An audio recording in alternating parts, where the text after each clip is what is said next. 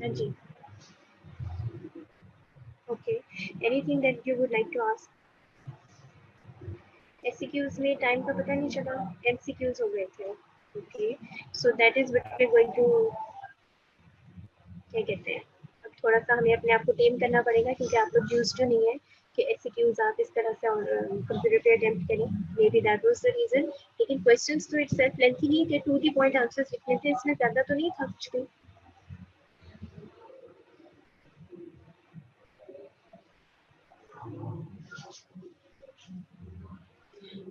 वूल sorters का बता देती हूँ। Wool sorters disease it is basically anthrax, कि मैंने आपको पढ़ाया था तो बताया भी था, और बुक में ये टर्म मेंशन हुई भी है, वूल सॉर्टर्स डिजीज।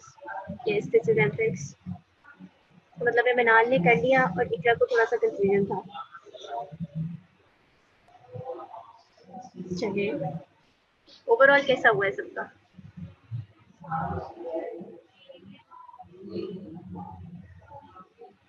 ऐसे ही होता है बच्चों, टेस्ट में कोई ना कोई चीज इस तरह की हो जाती है जो आप समझ रहे होते हैं कि ये बिल्कुल सामने की बात नहीं है, लेकिन एक्चुअली वो तो डिस्कस हो चुकी होती है।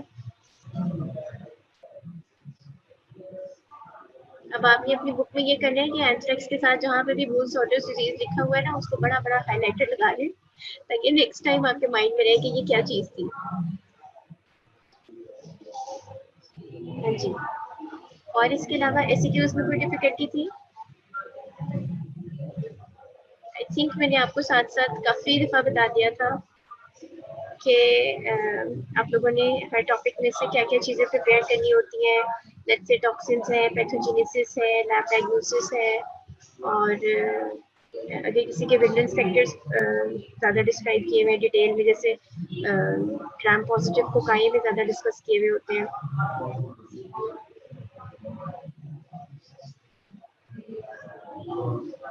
इंटरनेट इश्यूज हो जाते हैं, टाइपिंग में भी देर लगती है।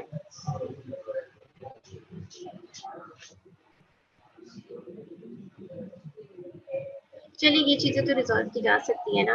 वर you able to attempt the questions? आप लोगों से गेस हो रहा था कि इसमें क्या आंसर होना चाहिए, या हमने क्या पढ़ा था उसे रिलेट कर पा रहे थे टेस्ट के दौरान, कि हमें ये चीजें हमने पढ़ी थी, यहाँ पे ये पूछा हुआ है, इसका ये आंसर होना चाहिए, aside from the typing issue.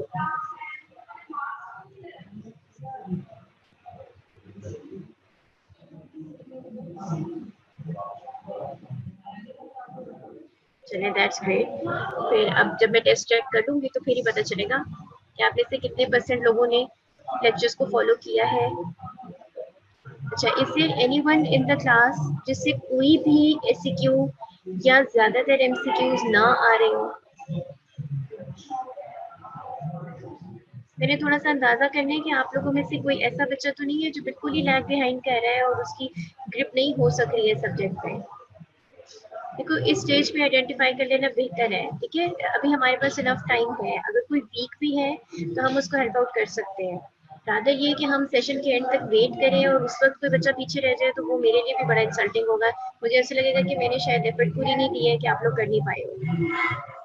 एससीक्यूज अच्छे नहीं हुए, लैब टेस्ट वाला नहीं सही हुआ। ठीक है, बुक से हटके तो नहीं था कुछ?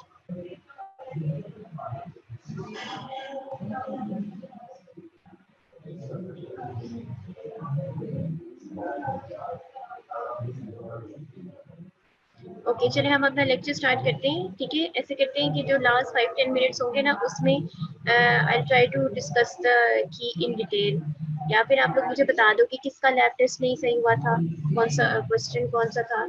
दैट्स बिकॉज मैंने 2 पूल बना के दिए थे, तो मैडम ने खुद सिलेक्ट किए हैं, मैडम गुरफ्री ने, कि इसमें से कौन से क्वेश्चन आपके टेस्ट में इंक्लूड होंगे और कौन से नहीं होंगे।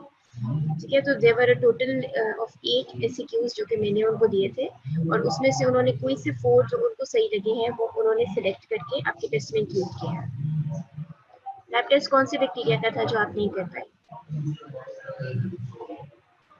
डिस्टिंग्विश वाला, वो तो छोटा सा था, उसमें तो सिर्फ 3 ही टेस्ट थे।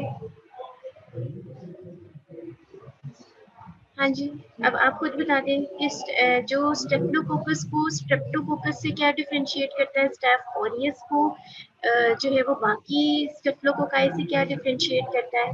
एक तो था कैटलेस, ठीक है, और क्या था? Young boy who was playing outside etcetera, वो कर लिया था या नहीं किया था?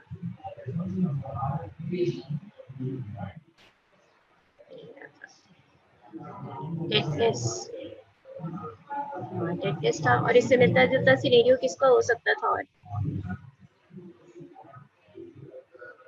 अगर कैपिटिस का जिक्र आ जाएगा तो फिर टेटनेस नहीं होगा, अगर टेटनेस के फीचर्स होंगे तो फिर टेटनेस होगा।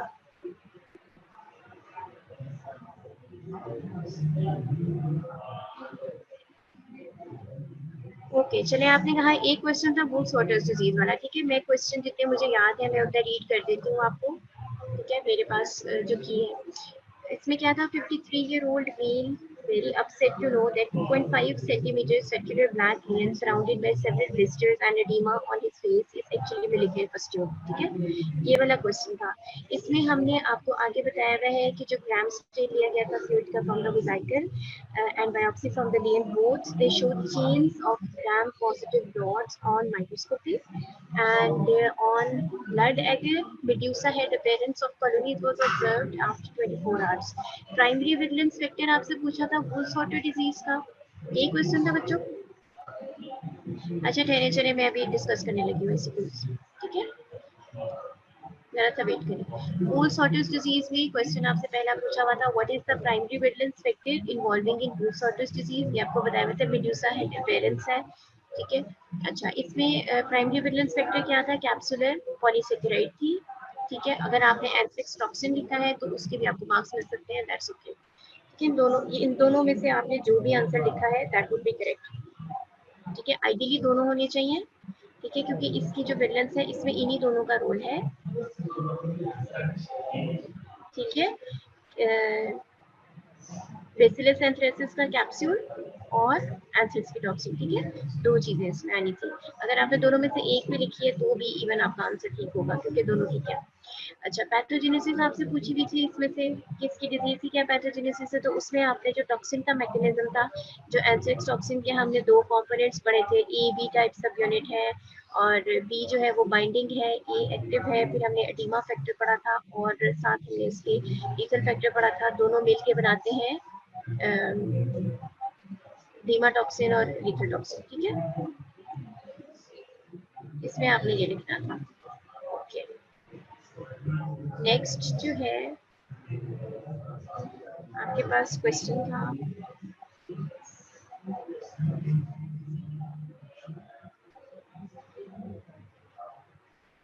नेक्स्ट क्वेश्चन आपके पास था कि staphylococci are spherical gram positive cocci which are arranged in irregular grape like clusters. आपने बताने थे लैब टेस्ट जो डिस्टिंग्विश करते हैं स्टेफ ऑरियस को स्टेफ सेप्रोफाइटिकस और स्टेफ एपिडर्माइटिस से। तो इसमें जो सिंपल टेस्ट थे, सबसे पहले आपने बताना था कि स्टेफ ऑरियस जो है वो बाकी सबसे कोएगुलेज प्रोडक्शन से हम डिफरेंशिएट करते हैं, ठीक है। कोएगुलेज एंजाइम क्या करता है, प्लाज्मा को क्लॉट करता है by activating prothrombin to form the thrombin, ठीक है। और ये जो थ्रोम्बिन है ये कैटेलाइज करती है फिब्रिनोजन को, फिब्रिनोजन एक्टिवेशन को, और फिब्रिन क्लॉट बनाती है, ठीक है। स्टेफ एपिडर्माइटिस और स्टेफ सेप्रोफाइटिकस ये दोनों जो है कोएगुलेज नेगेटिव स्टेफिलोकोकाई भी इनको कहते हैं, ठीक है। तो सबसे पहला टेस्ट जो आपने इसमें लिखना था दैट वाज कोएगुलेज प्रोडक्शन। फिर Staphylococcus aureus produces a carotenoid pigment, इसमें ये आपकी बुक में तीनों चारों चीजें ये आपकी बुक में मेंशन हुई हुई हैं, ठीक है। और मैं इसका पेज नंबर भी आपको मुझे बता देती हूँ। मेरे पास जो 14th एडिशन है उसका 111 पेज है, सॉरी ये जो इसके लिए है ना हमारे पास पीडीएफ में 14th है, 15th का भी पीडीएफ अवेलेबल नहीं है, ठीक है। तो आपके बुक में भी उसके कोई करीब करीब ही होगा, ठीक है। इसके अंदर और मैंने आपको ये 14th एडिशन शेयर भी किया हुआ है आप लोगों के साथ, जो मेरे पास पीडीएफ है ना, क्योंकि रेफरेंसेस अमूमन उसमें से दिए होते हैं तो वो मैंने आप सबके साथ शेयर किया हुआ है। अच्छा स्टेफिलोकोकस ऑरियस प्रोड्यूसेस स्टेफिलोजेंथिन, जो इसकी पिगमेंट है जिसकी वजह से इसका गोल्डन येलो कलर आता है, ठीक है। अच्छा फिर थर्ड टेस्ट था फर्मेंटेशन ऑफ मैनिटोल, ठीक है, हेमोलिसिस ऑफ द आर्टिसिस and fermentation of the mannitol. तो हेमोलिसिस जो है वो बीटा हेमोलिसिस ये शो करता है, ठीक है।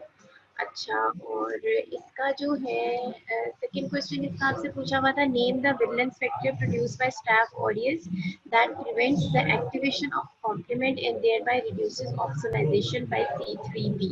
तो वो प्रोटीन ए था इसका, रूटीन ए।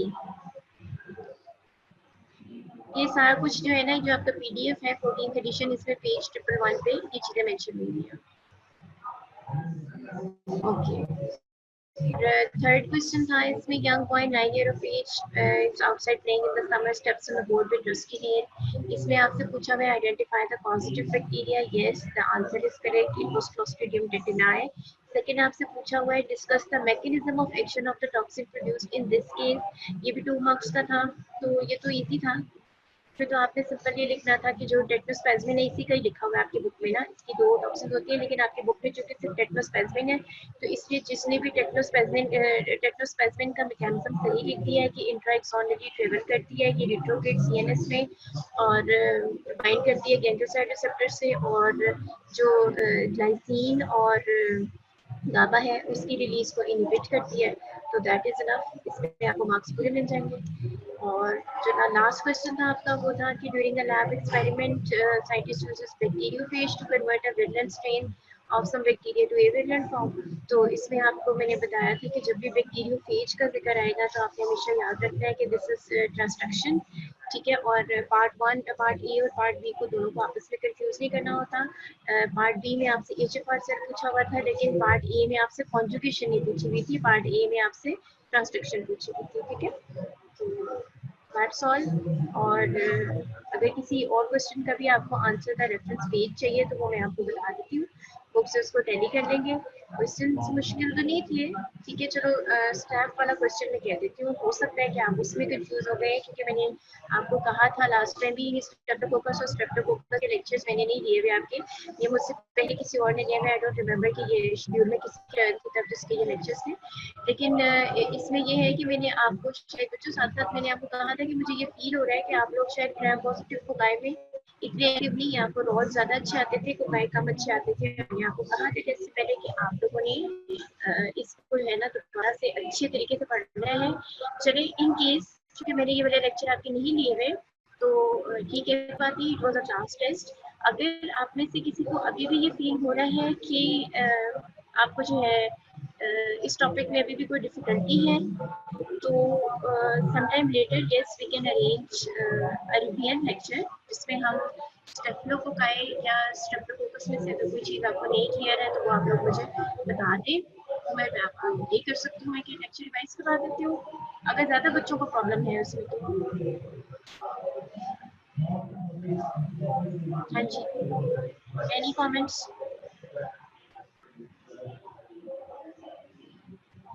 जी बच्चों,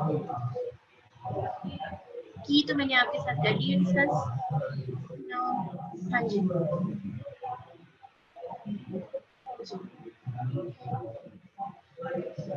फीचर्स टेटनेस के थे, sore throat, muscle spasm, anthrax, food shortage disease. Mix तो नहीं कर रहे हो आप? हाँ, रिवीजन करनी होगी। अच्छा, बहरहाल चलें, मेरी ऑफर अभी भी वहीं पे है कि जनरल विक्टोलॉजी का भी सारा क्वेश्चन मैंने आपको नहीं पढ़ाया, उसमें से मेरे बहुत सिलेक्टिव लेक्चर्स थे, और जो यहाँ पे मेरे लेक्चर आपके साथ स्टार्ट हुए थे as far as I remember वो स्ट्रेप्टोकोकस का पार्ट 2 था जिसमें हमने स्ट्रेप्टोकोकस निमोनिया पढ़ा था, ठीक है। तो उससे पहले वाले लेक्चर्स में अगर आप लोगों को कहीं पे कोई चीज़ नहीं समझ आई हुई तो आप मुझे बता सकते हैं, we can have a revision about that, क्योंकि हमारा बेसिकली जो पर्पस है ये सारे लेक्चर्स भी अरेंज करने का और स्पेशली ऑनलाइन क्लासेस भी अरेंज करने का, और उससे भी बढ़ के ये कि एक टीचर आपको जो स्पेसिफिकली असाइन कर दिया गया है, तो उसका रीज़न ये है कि हमारी जो एडमिनिस्ट्रेशन की पॉलिसी है वो ये है कि आपको जितने प्रॉब्लम्स हो, जो चीज़ हो, आप लोग बच्चे यूज टू हो जाए कि आपको एक बंदा ही वो पढ़ा रहा है और आपको जो भी सब्जेक्ट रिलेटेड प्रॉब्लम हो आप लोग इजीली कन्वीनियंटली शेयर कर सकते हो, ठीक है। तो जो भी चीज़ इसमें आपको नहीं समझ आई हुई है, मेरा ख्याल है वैसे कि टेस्ट तक आप लोगों को वेट करना नहीं चाहिए था, हम इससे पहले भी इसको कर सकते थे discuss. Okay, voice is not clear, any better now? That background distortion तो आता ही है, तो यहाँ पे है थोड़ा सा प्रॉब्लम। चलें, let's start with the lecture. बाकी क्वेश्चन में आपने सही कर लिया बच्चों? की डिस्कस होके थोड़ा सा आइडिया हो गया किसका क्या आंसर होना था? ओके, चलिए then let's start with the lecture. आज हमने जो है ना, ये जो हमारा ग्राम नेगेटिव रोड्स का जो चैप्टर है, इसको हमने फिनिश करना है। और इसमें से अब हमारे पास जो है ना, ये छोटे छोटे टॉपिक्स रह गए हैं जो छोटे हैं लेकिन लेस इम्पोर्टेंट नहीं है।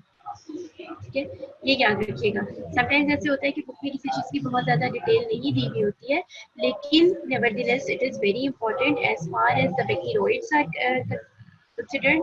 इसमें से, क्योंकि मैं भी आपको साथ साथ बताऊंगी कि अगर कोई चीज़ आपको खुद भी आइडिया होगा, अगर कोई चीज़ नॉर्मल ओरल स्टूडेंट है तो वो आपके लिए तो बहुत ज़्यादा इंपॉर्टेंट है। ठीक है, चाहे टेस्ट में या एग्जाम में इसमें से ज़्यादा पूछा जाए या कम पूछा जाए। चलिए, let's get a little fresh with these cartoons. ठीक है, हमने आज जो टॉपिक पढ़ना है पहले देख लेते हैं। Klebsiella, Enterobacter, Serratia group. ठीक है, एक ग्रुप ये हो गया। सेकंड है Proteus, Providencia, Morganella group, second group ये हो गया।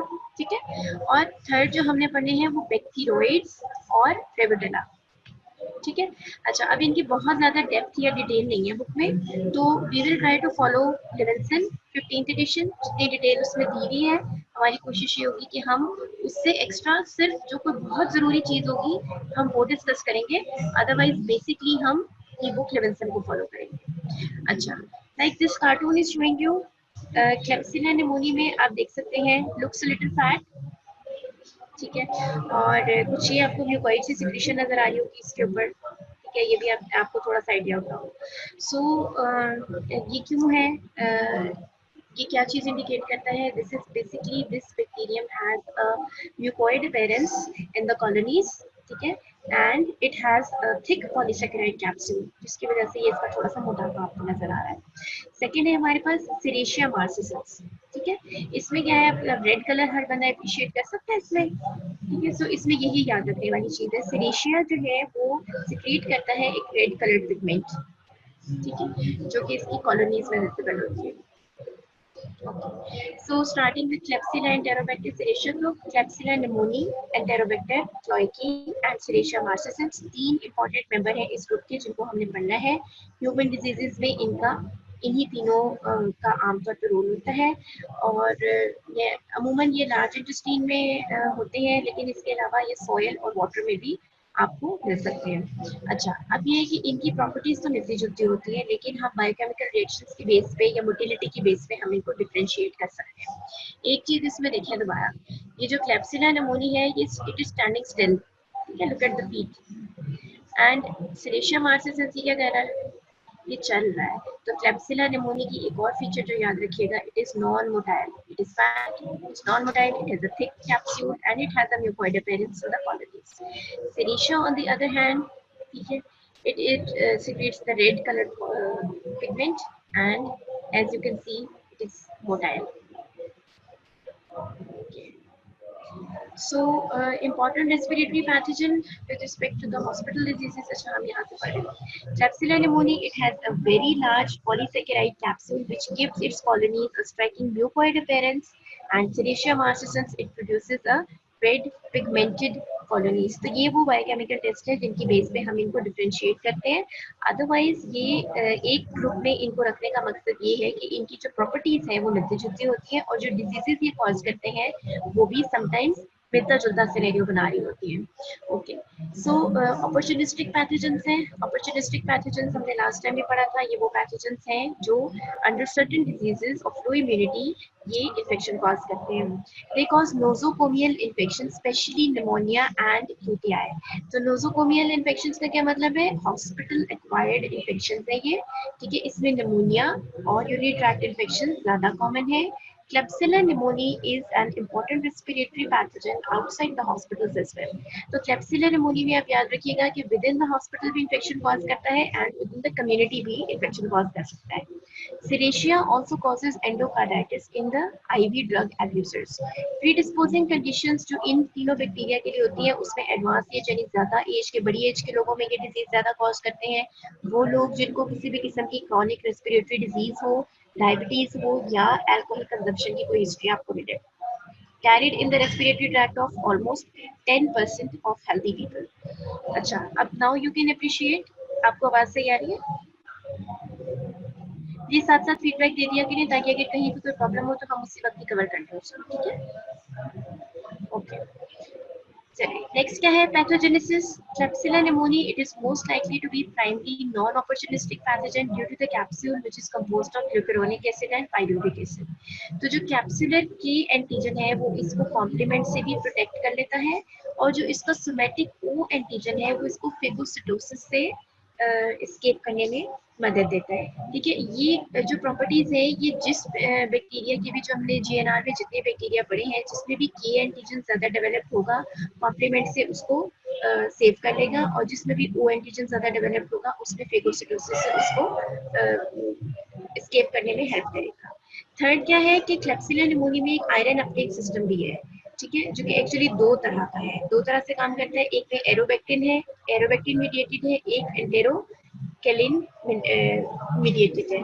इनकी जितनी डिटेल लिखी हुई है हम उतनी ही पढ़ेंगे, हम इसमें बहुत ज्यादा एक्स्ट्रा डिटेल नहीं पढ़ेंगे।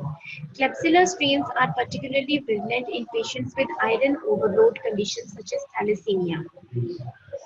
ठीक है, यानी कि जिन लोगों में आयरन ओवरलोड हो जाता है बॉडी में उनमें ये इन्फेक्शन ज्यादा कॉज करते हैं। क्यों? क्योंकि इनका अपना जो आयरन अपटेक है इनके मेटाबॉलिज्म के लिए जरूरी है। ठीक है, तो थैलेसीमिया में क्या होता है, रिपीटेडली ब्लड ट्रांसफ्यूजन इन पेशेंट्स को हो रहा होता है, ये आयरन ओवरलोड की स्टेज पे चले जाते हैं और ऑब्वियसली अगर इनकी बॉडी में एक्सेस आयरन है तो फिर वो बैक्टीरिया जो आयरन को अपने मेटाबॉलिज्म के लिए इस्तेमाल करते हैं वो इसमें जो है इन्फेक्शन ज्यादा कॉज करेंगे। Pneumonia develops if the host defenses are low. ठीक है,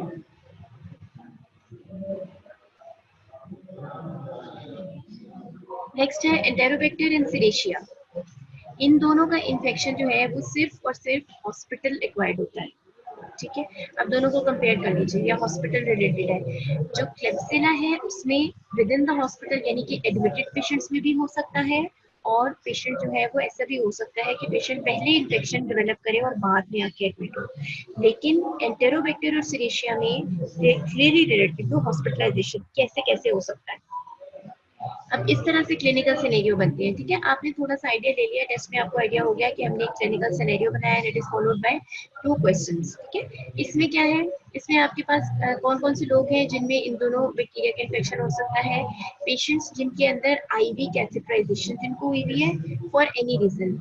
ठीक है, रेस्पिरेटरी इंट्यूबेशन हुई हुई है यानी वो पेशेंट जो रेस्पिरेटरी इक्विपमेंट को यूटिलाइज कर रहे हैं। इसमें और भी बैक्टीरिया का इन्फेक्शन हो सकता है, फॉर एग्जांपल लेजुरेला निमोफिला का हो सकता है इसमें, जो हॉस्पिटल रिलेटेड जो है।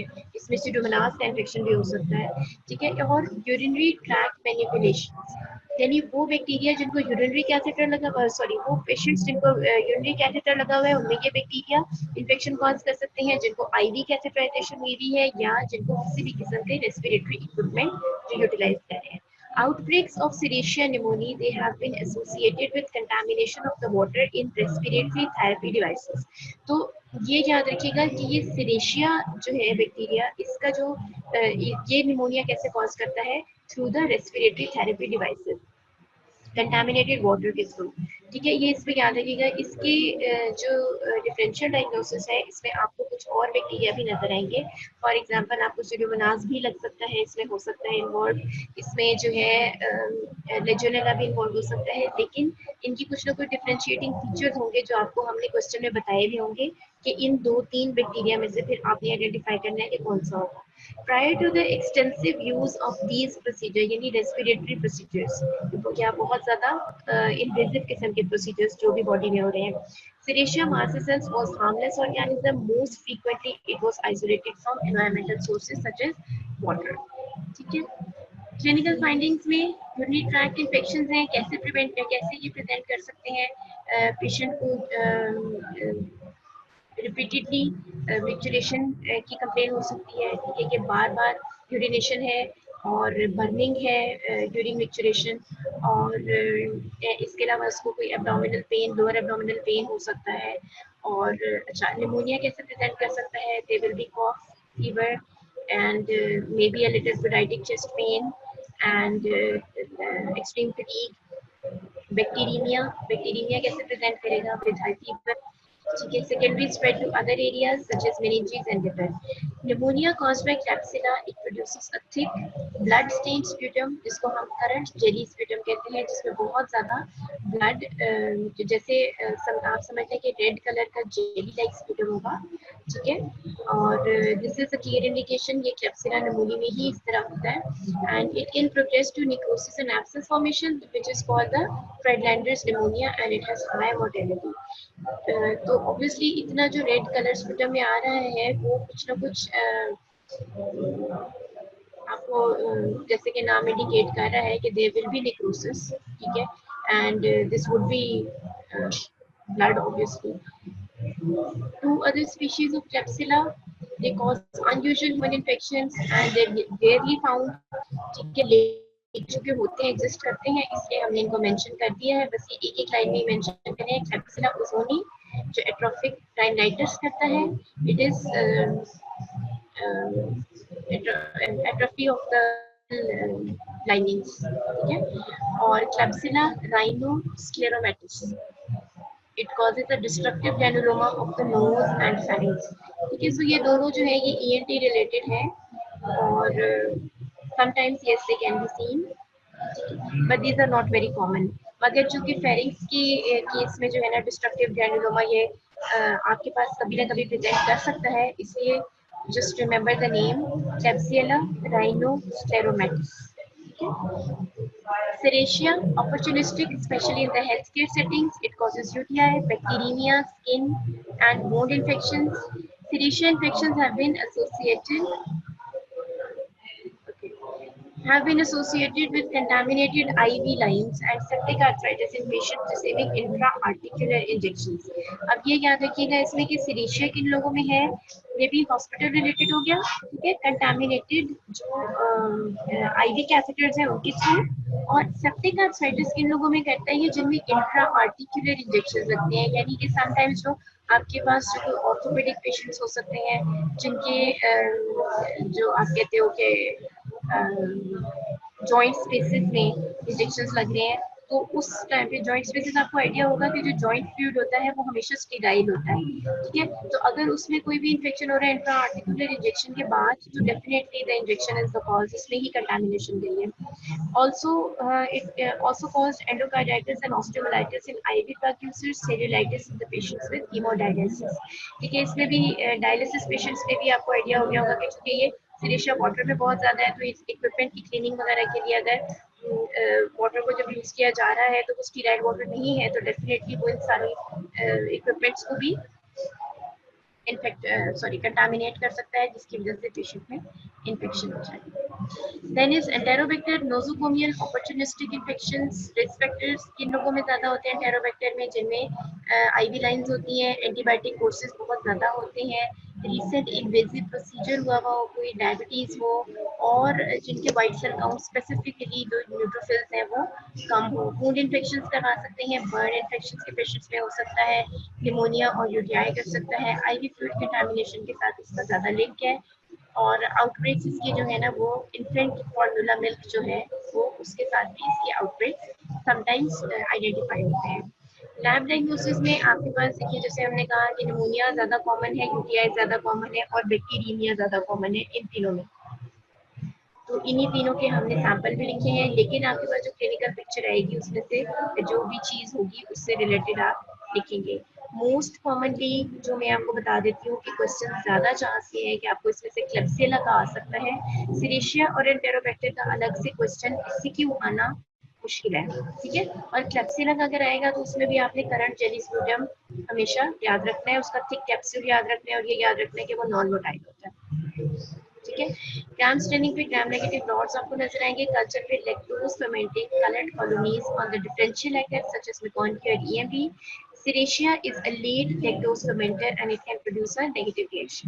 Biochemical test catalase positive देते हैं, ये lactose fermenters हैं, glucose fermenters हैं। Vogue Pascal एक और जो इसके लिए biochemical test है, इसमें क्या होता है, it is acetyl methyl carbinol from glucose fermentation.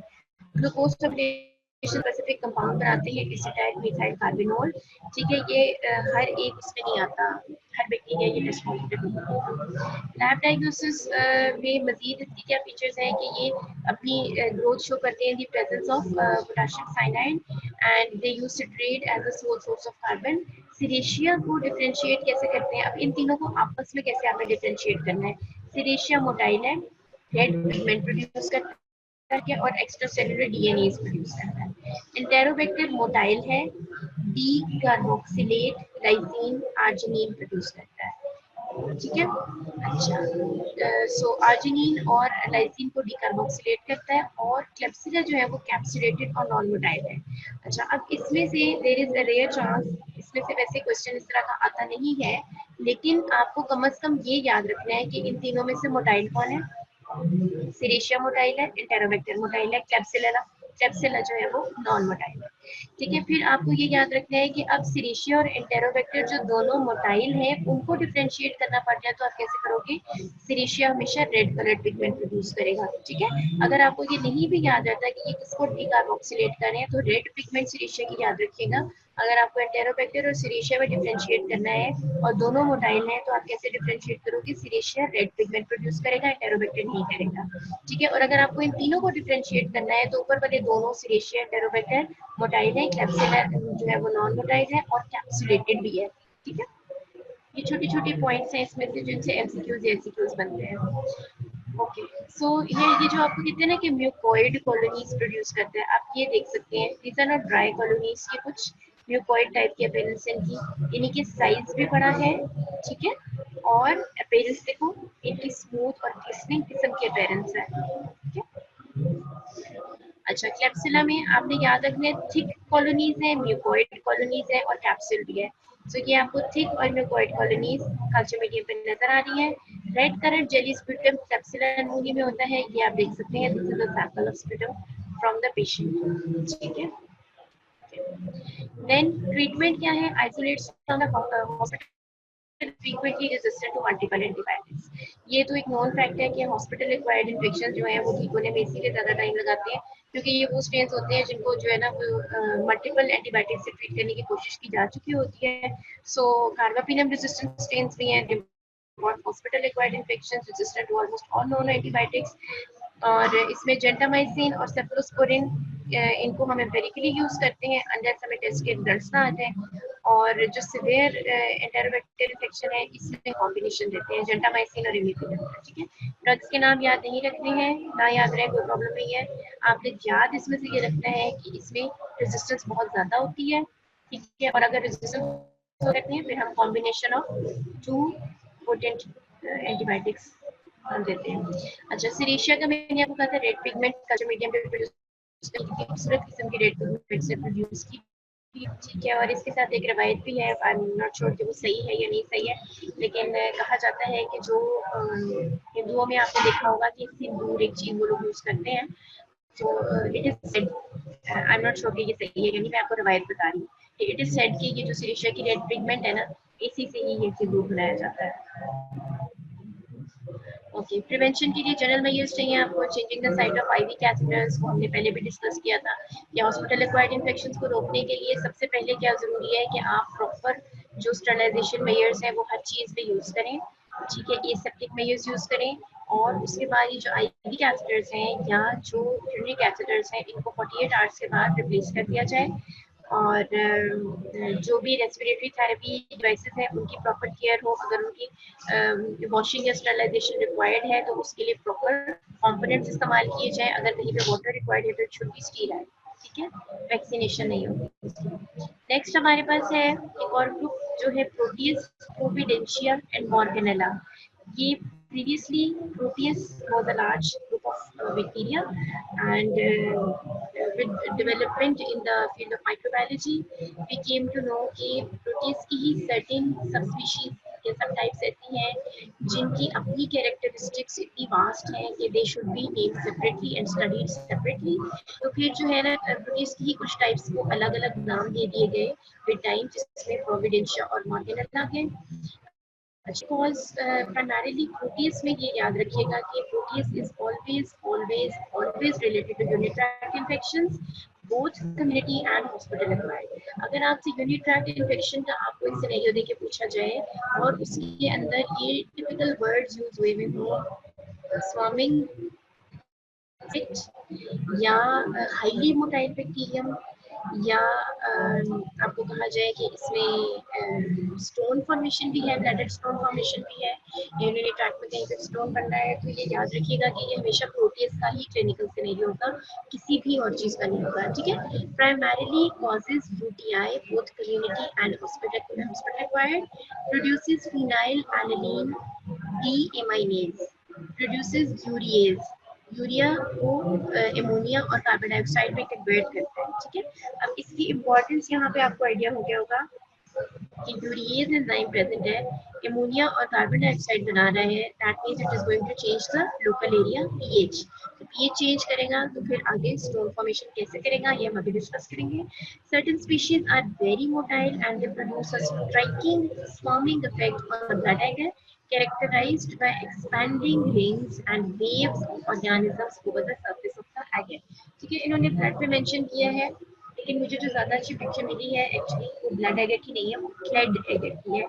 Still, it is also used for the one of the most common mediums which is used for the identification of urinary pathogens। ठीक है, तो ये clade eager है, blood नहीं है, मगर ये जो स्वार्मिंग है इसके ऊपर ये नोट करने वाली है, ये आप देख सकते हैं। This is because of the high motility of this bacterium. ये कैसा फ्लोरल सा पैटर्न है जो कल्चर मीडिया के ऊपर अपेयर हो रहा है, ठीक है। और प्रोटियस मिराबिलिस जो है ये इसकी पिक्चर साथ इसलिए बनी हुई, इसका कार्टून इसलिए बना हुआ है कि ये देखिए आप देख सकते हैं, यानी कि अगर हम इमेजिन करें कि ये जो बैक्टीरिया जिसने इतनी उसके अंदर बल्ब्स बनाए हुए इतने ज्यादा, ये कैसा अपेयर करता होगा, तो it would be something like this. ठीक है, मल्टीपल फ्लैजेला होंगे या कुछ इस तरह करके होगा स्ट्रक्चर, इसकी मूवमेंट की वजह से पूरे मीडियम पे ये खूबसूरत सा फ्लोरल सा पैटर्न बन गया है, which has its own side effects।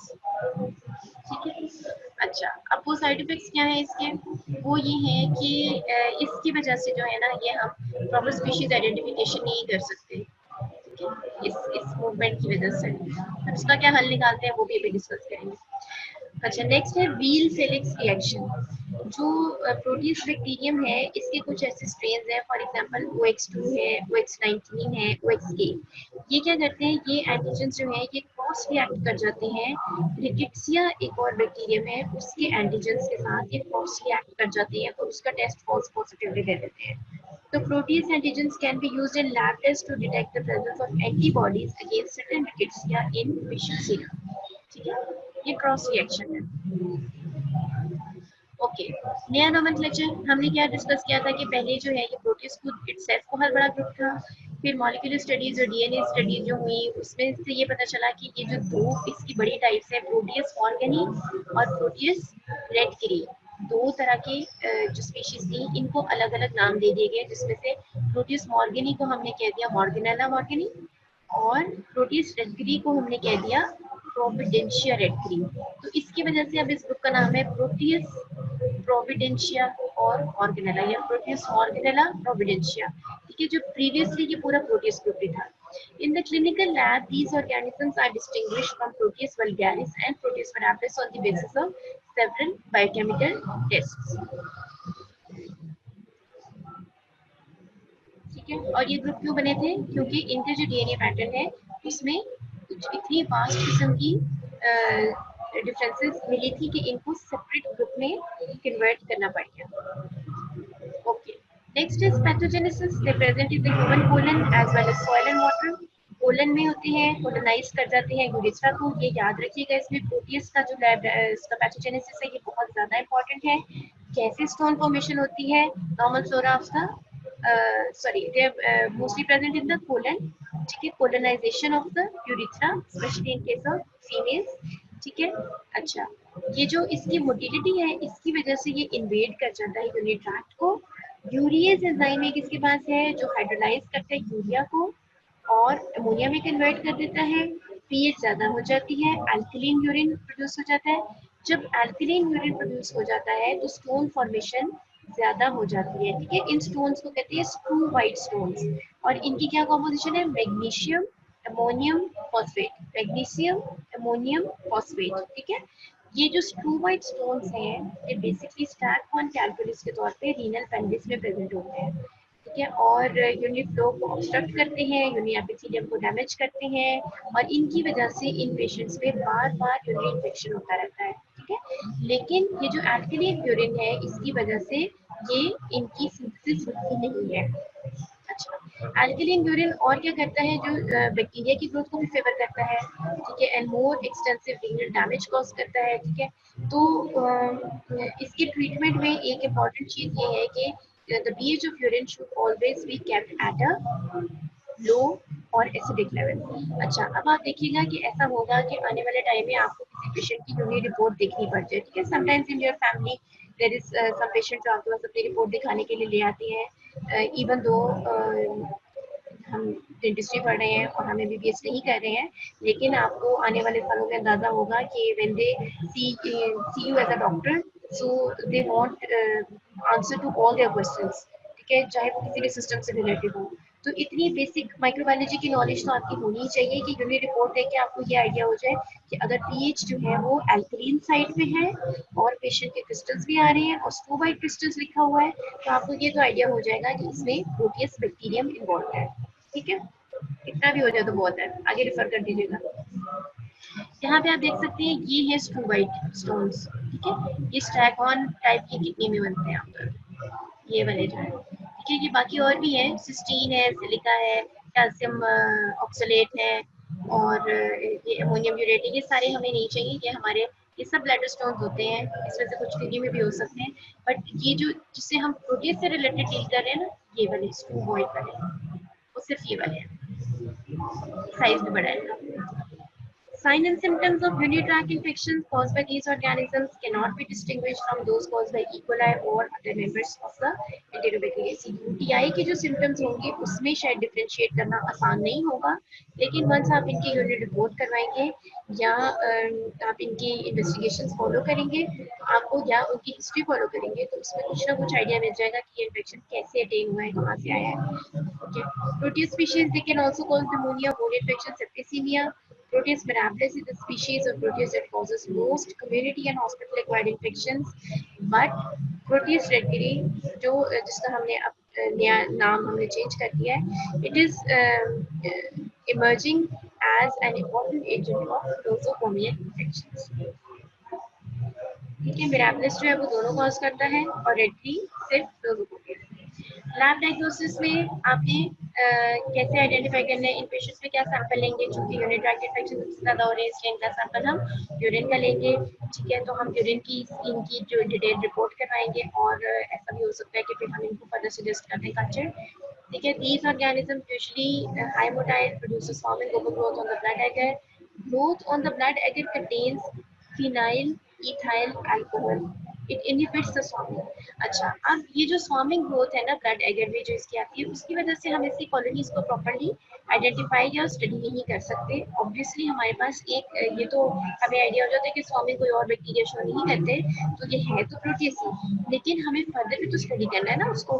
तो इस स्वार्मिंग को रोक के जो प्रॉपर हमें कॉलोनीज आइडेंटिफाई करनी है या आइसोलेट करनी है, उसके लिए हम ब्लड एगर में ये कंपाउंड्स ऐड करते हैं, जिसमें है फिनाइल इथाइल अल्कोहल, ठीक है। ये क्या करता है, स्वार्मिंग को रोक देता है, बैक्टीरिया की ग्रोथ को फेवर करता है, ठीक है। तो इन इस तरह से हम कॉलोनीज को सेपरेट कर सकते हैं और आइसोलेट कर सकते हैं। Non lactose fermenting colourless colonies on MacConkey and EMB, Proteus vulgaris and mirabilis. अच्छा, अब ये इस तरह याद रखिएगा, मैंने तो ऐसे ही याद रखा था। वल्गैरिस इंडिकेट्स वल्गर और बैड, ठीक है। तो मैक्सिमम जो बैड पेयरिंग इसमें जो है ना टीएसआई, वो प्रोटियस वल्गैरिस शो करता है। कैसे, उसमें ब्लैकिंग भी होगी बहुत ज्यादा, ठीक है, और उसमें H2S प्रोडक्शन भी होगी, और बाकी जो दोनों टाइप्स हैं प्रोटियस की, वो इस तरह से ऐसी अपीयरेंस शो नहीं करेंगी। Proteus mirabilis is indoor negative, whereas other three species are indoor positive. The four medically important species are urease positive, urease सब प्रोड्यूस करें, ठीक है। प्रोटियस मिराबिलिस इंडोल नहीं बना रहा, लेकिन प्रोटियस वल्गैरिस जो है वो और प्रोटियस मिराबिलिस दोनों H2S रिफ्रैक्टिंग टीएसआई की जो बेस है उसमें ब्लैकनिंग और H2S के प्रेसिपिटेट्स दोनों शो करेंगे। अब ये याद रखिएगा कि आपके पास लेट्स से टीएसआई पे आपके पास ये एक अपीयरेंस आ गई। अब ये दो बैक्टीरिया थे, प्रोटियस वल्गैरिस भी हो सकता था और मिराबिलिस भी हो सकता था, तो आपने इनको कैसे आइडेंटिफाई करना है। प्रोटियस मिराबिलिस जो है वो इंडोल पॉजिटिव नहीं होगा और प्रोटियस वल्गैरिस इंडोल पॉजिटिव होगा। ठीक है, इस तरह से इन दोनों को आप डिफरेंशिएट कर सकते हैं। ट्रीटमेंट में इसमें ये याद रखिएगा कि जो हम इंडोर पॉजिटिव और इंडोर नेगेटिव कह रहे थे वो इसलिए कह रहे हैं क्योंकि जो इंडोर पॉजिटिव है ना, ये आमतौर पर ज्यादातर एंटीबायोटिक से रेजिस्टेंट होते हैं। ठीक है, तो हमें ट्रीटमेंट की डिटेल्स में तो जाना नहीं है। तो स्पेसिफिक प्रिवेंशन मेजर्स कोई नहीं है। Hospital acquired urinary tract infections can be prevented by prompt removal of the urinary catheters. अच्छा, लास्ट वीडियो फॉर टुडे जो कि हमारी डेंटिस्ट्री के लिहाज से बहुत इंपॉर्टेंट है। ठीक है, अच्छा अब ये देखिएगा इसमें आपको क्या चीज नजर आ रही है। This is large intestine. ठीक है, ये गैप्स आपको क्या इंडिकेट कर रहे हैं? ये गैप्स जो है ये मैंने इसलिए बनाए हैं क्योंकि मुझे ये लग रहा है कि ये इंडिकेट कर रहे हैं एक तो डार्क एरियाज हैं। ठीक है, और हम पहले पूरा पढ़ लेते हैं। चले, ये क्या इंडिकेट कर रहा है आपको? ये एनारोबिक बैक्टीरिया है। देखिए जिसने गैस मास्क पहना हुआ है, डजंट नीड एयर। ठीक है, ऑक्सीजन नहीं चाहिए उसको। एनारोबिक बैक्टीरिया है, बैक्टीरियोइड्स फ्लैजेलेस। और ये कहाँ पे प्रेजेंट होते हैं? जीआईटी में, स्पेशली कोलन में प्रेजेंट होते हैं। और कोलन का ज्यादा बल्क ये बनाते हैं। दैट मींस अगर किसी पेशेंट को कोई पेरिटोनियल किस्म का इन्फेक्शन होता है और जिसमें या कोई इंटेस्टिनल रप्चर का कोई केस होता है जिसमें लार्ज इंटेस्टाइन अफेक्ट हो गया है, तो नॉर्मल फ्लोरा जो कि ये ज्यादा बनाते हैं, तो इसलिए ज्यादा चांस ये है कि इसमें से आइडेंटिफाई भी नहीं होगी। लेकिन हमारी डेंटिस्ट्री पॉइंट ऑफ व्यू से एक और भी बात इंपॉर्टेंट है इसमें याद रखने वाली। बैक्टीरियोइड्स जो है they form part of the normal oral flora as well. ठीक है, और ये एनारोब्स है, ये याद रखिएगा। ये जो गैस मास्क इसको बनाया हुआ है वो सिर्फ इसलिए बनाया हुआ है कि आप याद रखिए कि एनारोबिक बैक्टीरिया है। और एक और भी रीजन है उसका, क्योंकि they present in the large gut. यहाँ पे इस कार्टून में तो ये इंडिकेट हो रहा है कि ये लार्ज गट भी प्रेजेंट है। तो लार्ज गट में और क्या चीज प्रेजेंट होगी? एक्सक्रीटा। ठीक है, तो उसकी गैस मास्क के दो रीजन होते हैं। ये कैसे एनवायरनमेंट में सर्वाइव कर रहे हैं जहाँ पे मैक्सिमम एक्सक्रीटा है और इसके साथ ये anaerobic bacteria है। Gram negative anaerobic spore forming rods of the many species of bacteroids, two are human pathogens, Bacteroides fragilis and Bacteroides sporidens। देखिए ये दो इसमें से ह्यूमन पैथोजेंस है, ये याद रखिएगा। They are predominant organisms in the human colon, numbering approximately 10⁻11 per gram of feces। ठीक है, they are found in the vagina approximately 60% female। और primarily इसमें से जो है ये दो टाइप्स आपके लिए बताई हैं, मिलेनोजेंजियल और कोरोडेंस। ठीक है, ये दोनों ओरल कैविटी में प्रेजेंट होते हैं, मेलेनोजेनिका और bacteroides कोरोडेंस।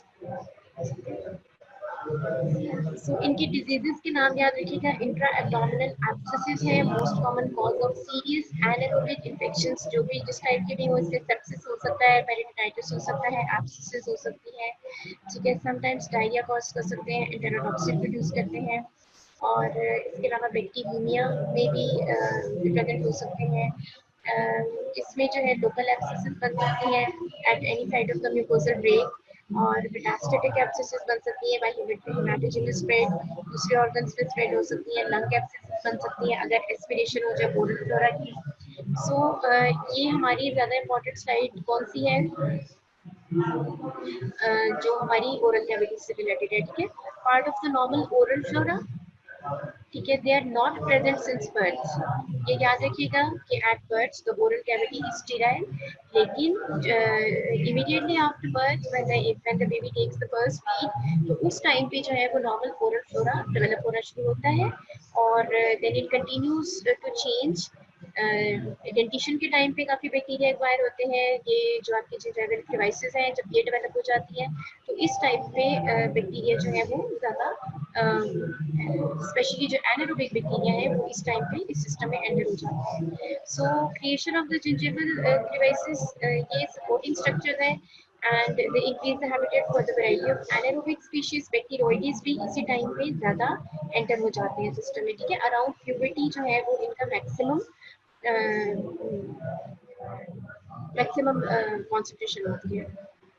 If the oral bacteria they gain entrance to the deeper tissue, they may cause abscesses of the alveolar bone, lung, and brain or the extremities। और इन इन्फेक्शन में सबसे ज़्यादा कौन से बैक्टीरियोइडीज या कौन से एनारोबिक ऑर्गेनिजम्स कॉमन होते हैं, इसमें बैक्टीरियोइडीज है melaninogenicus. Okay, this often plays a dominant role.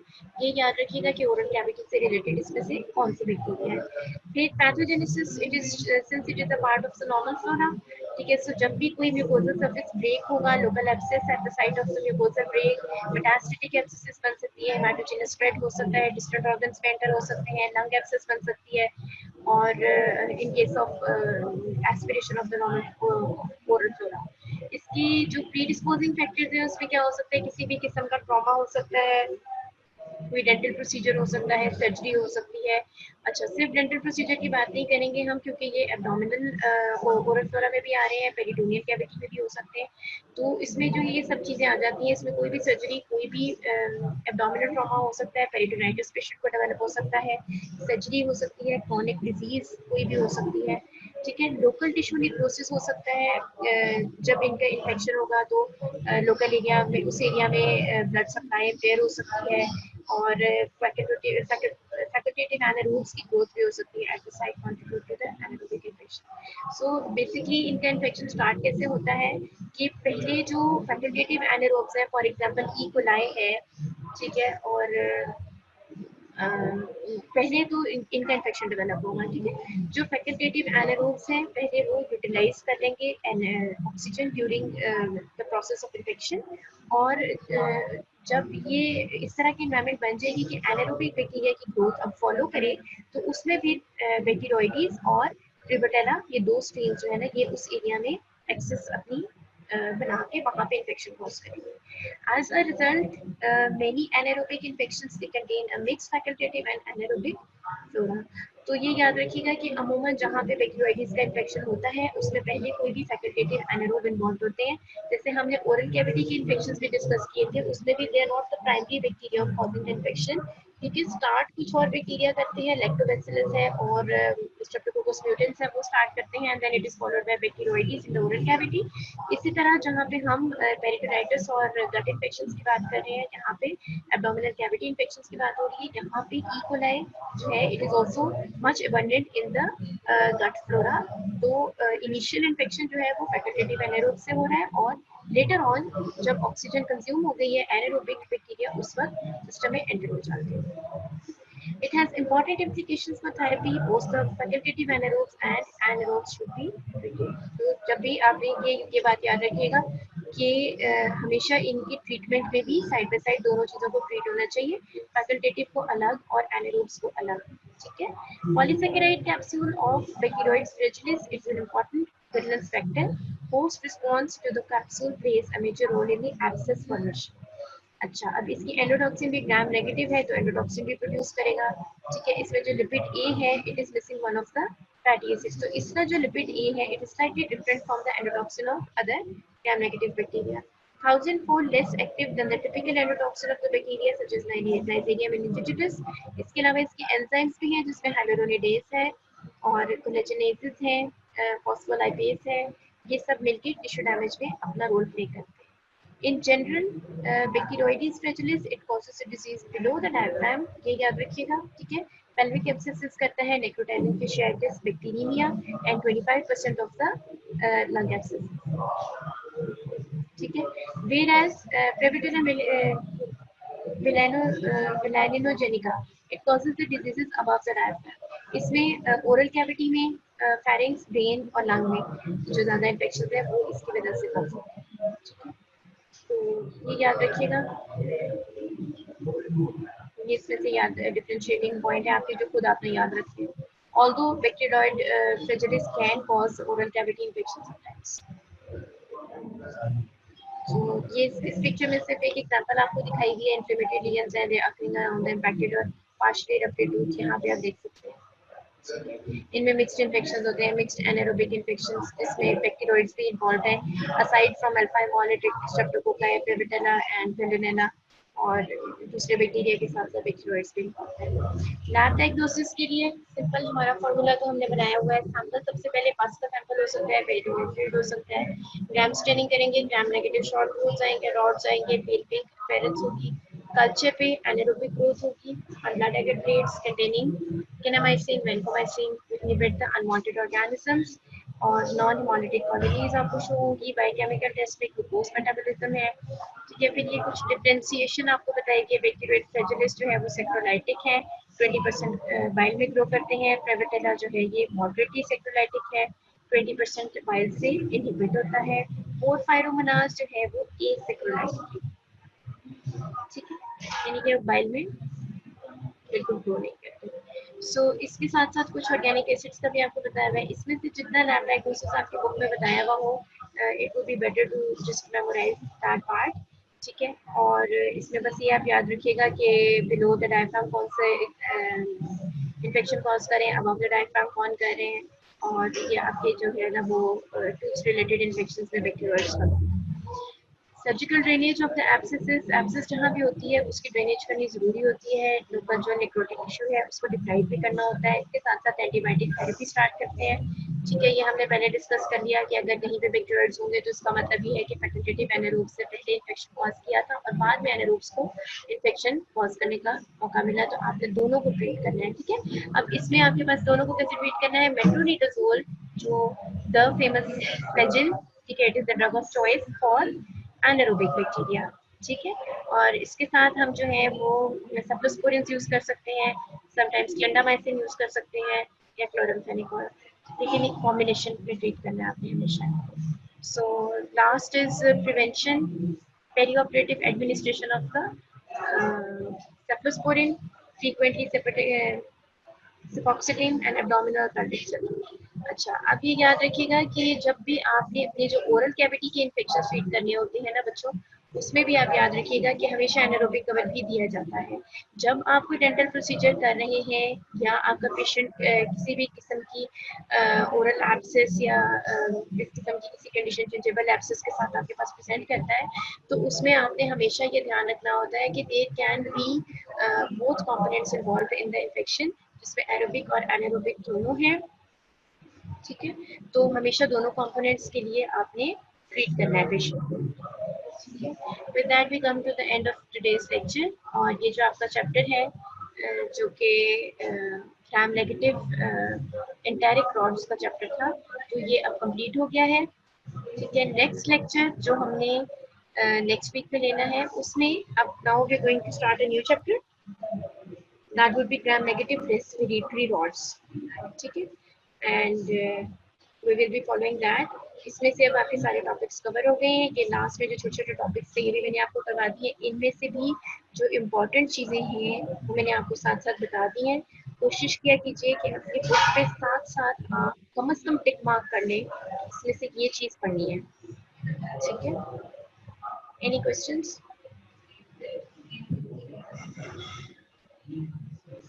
Any questions from today's lecture or anything related to the test that you did not understand and you want to discuss?